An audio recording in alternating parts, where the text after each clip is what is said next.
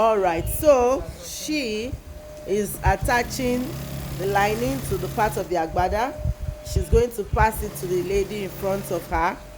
When she's done, she's passing it to the guy who is going to attach the collar parts. As you can see, when he finishes, he passes it to him who also does this part of the agbada. When he's done, it goes to the lady who will attach the hem, the sleeve. She's attaching the lining because this style has a lining of another color on the agbada.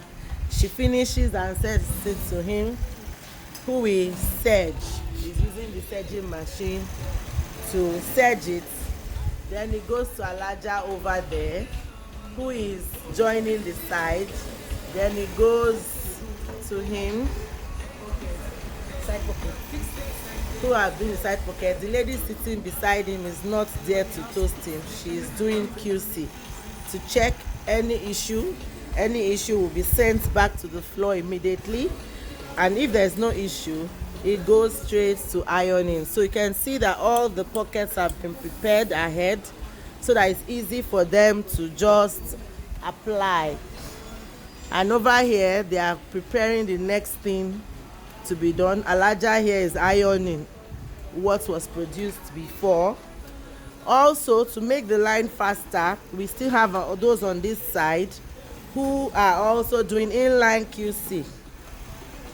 Don't run away. She's checking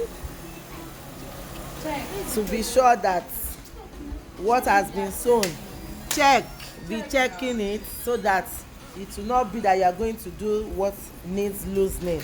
So QC must be done in line.